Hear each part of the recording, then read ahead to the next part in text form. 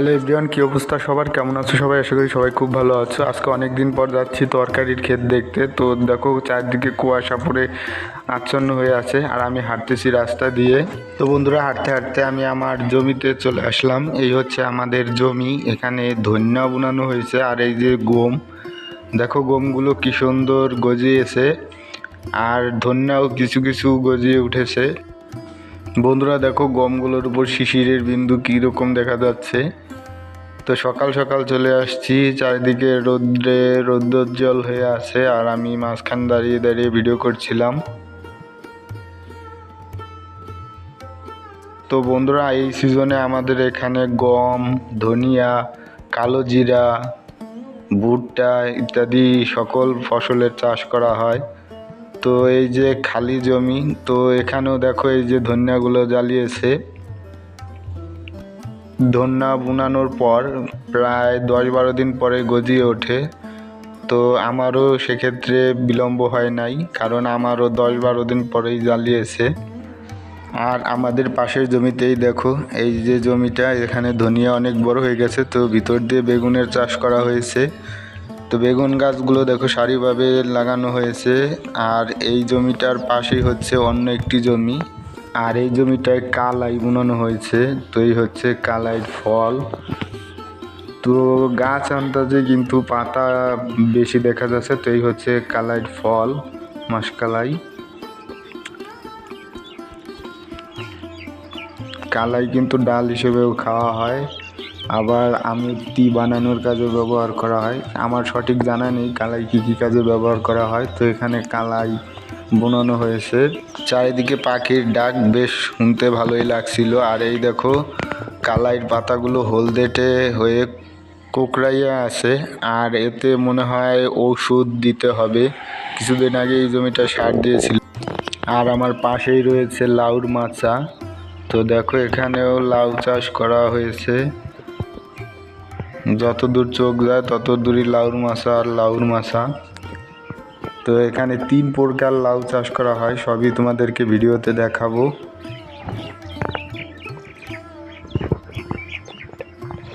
এই লাউ গাছগুলোতে একটু আগে মনে হয় সার দিয়ে গেছে। তো আমি গোড়ার দিক তাকিয়ে দেখলাম মনে হয় সার দিয়েছে। আর এই যে হচ্ছে লাউ গাছ, দেখো লাউ গাছে কিন্তু কোনো রোগবালাই নেই।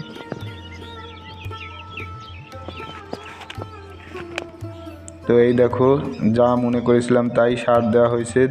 সার, এই যে সার দেখা যাচ্ছে। এই যে লাউ গাছগুলো প্রায় 3-4 মিটার পর পর একটা লাগানো হয়েছে। আর এখানে রোদ্রে সবগুলো ঝকঝক করছিল। আর এই যে এই লাউর মাচাটা দেখো, এই যে লাউ ধরে আছে। তো এই মাচাটায় কিছুদিন আগে এই মাচাটায় খুব জাঁকজমক লাউ গাছ দেখা গিয়েছিল, আর এখন এগুলো শুকিয়ে নষ্ট হয়ে গেছে। আর এই পাশেই আছে বেগুনের ক্ষেত। তো সেটাও তোমাদেরকে দেখাবো আজকের এই ভিডিওতে। তো বন্ধুরা দেখো সারা মাচাটার পাতা কিন্তু একেবারে শুকিয়ে কালো হয়ে আছে। আর এগুলো বাতাস পেলে খুব দোলে, তখন খুব ভালো লাগে। তো দেখো পাতায় কিন্তু একেবারে শীত পড়ে আছে। আর এই যে সাইডেই আছে বেগুন গাছ।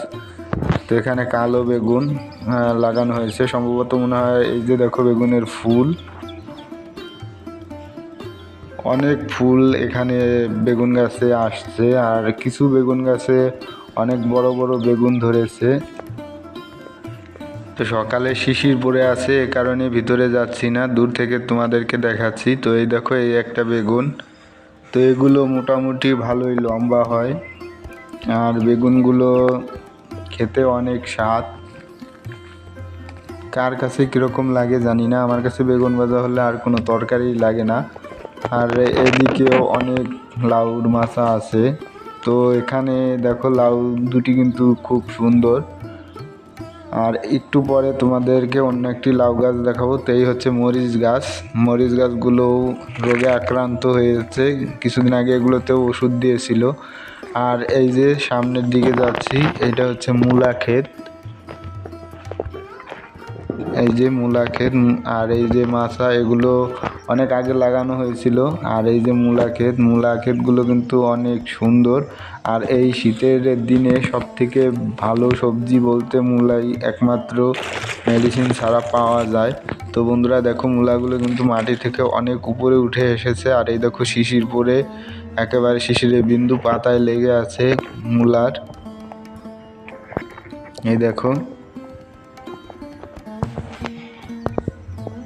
সামনে যেতেই সেই বড় লাউর মাচাটি পড়বে। তো বন্ধুরা তোমরা দেখতে পাচ্ছ এই হচ্ছে সেই সব থেকে বড় লাউর মাচা। আর এই ক্ষেতটায় অনেক লাউ ধরে আছে,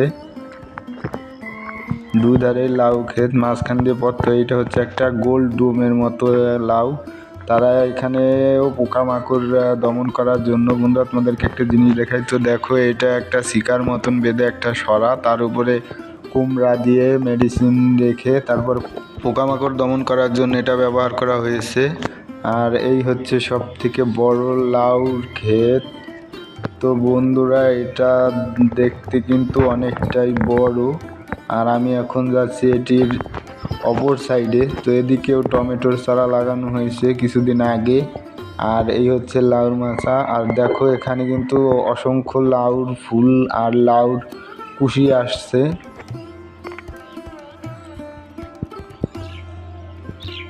তো এই একটা লাউ ফুলগুলো কিন্তু দেখতে অসাধারণ।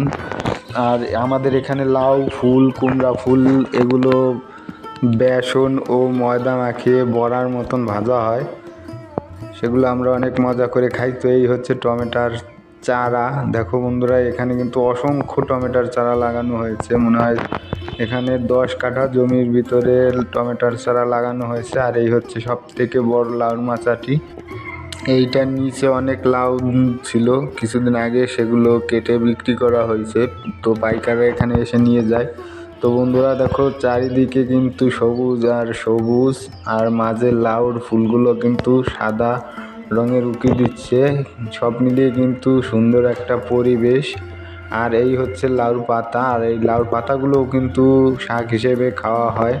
তো এটা মুসুরের ডাল দিয়ে রান্না করলে কিন্তু অনেক সুন্দর একটা তরকারি হিসেবে খাওয়া যায়। আর এই হচ্ছে লাউ মাচার শেষ অংশ। তো এই সামনের অংশটা থেকে এখানে কিন্তু অনেক লাউ আগা এইদিকে বেয়ে পড়ার কারণে কিন্তু এখানে সবগুলোই সতেজ আছে। তো এই একটা লাউ, এটা হচ্ছে গোল। আর এটার নিচে কিন্তু অসংখ্য লাউ ছিল। তো এই একটা লাউর জালি। বন্ধুরা দেখো একটা পোকা লেগে আছে লাউর জালিটার গায়ে। আর এই সাইডে শাক বুনানো হয়েছে। আর এই দেখো নিচে কিন্তু অনেক পরিষ্কার পরিচ্ছন্নভাবে রাখা হয়। তো এটির নিচে কিন্তু অনেক ঘাস জন্মায়, সেগুলো কেটে কেটে সে যার ক্ষেত সে গরুকে ঘাস খাওয়ায় এখান থেকে কেটে কেটে। তো বন্ধুরা দেখো এখনও কিন্তু অনেক লাউ এই লাউর মাচার নিচে ঝুলছে। তো এই সকল লাউগুলো প্রায় একটা 1 থেকে 150 টাকা মতো বিক্রি করা হয়। আর এই সাইডে দেখো এগুলো টমেটোর পাতার মতন দেখা যায়, আসলে এগুলো কিন্তু টমেটোর চারা না, এগুলো এক প্রকার শাক, খেতে অনেক সুস্বাদু। তো বন্ধুরা দেখো প্রায় কিন্তু টমেটোর পাতার মতো দেখা যায়। আর এগুলো কিন্তু শাক। তো শিশির পরে ভিজে আছে। আর এই দিকে হচ্ছে পুঁই শাক। তো পুঁই শাকের মুঠা আমাদের এখানে প্রায় 20, 30 অথবা 50 টাকা বিক্রি করা হয়। আর এখানে মূলত 3 প্রকার লাউর চারা লাগানো আছে। তো এইটা হচ্ছে সাদা, এ পাশেরটা হচ্ছে সবুজ, আর ওই দিকের সাইডটিতে আছে গোল গোল লাউ, সেগুলো ডুম লাউ বলা হয়। তো নিচে ছায়া পড়ে আছে আর ঘাসগুলো প্রায় পরিষ্কার করা হয়ে গেছে। এদিকেও একটা মরণ ফাঁদ পাতা আছে। তো এই হচ্ছে সেই মরণ ফাঁদ। তো এগুলোর ভিতরে নাকি ওষুধ মাখিয়ে খাবার রাখলে পোকামাকড় এসে এখানে মারা যায়। তো বন্ধুরা এই ছিল আজকের ভিডিওটি যদি ভালো লাগে তাহলে লাইক, কমেন্ট, শেয়ার করতে ভুলবেন না।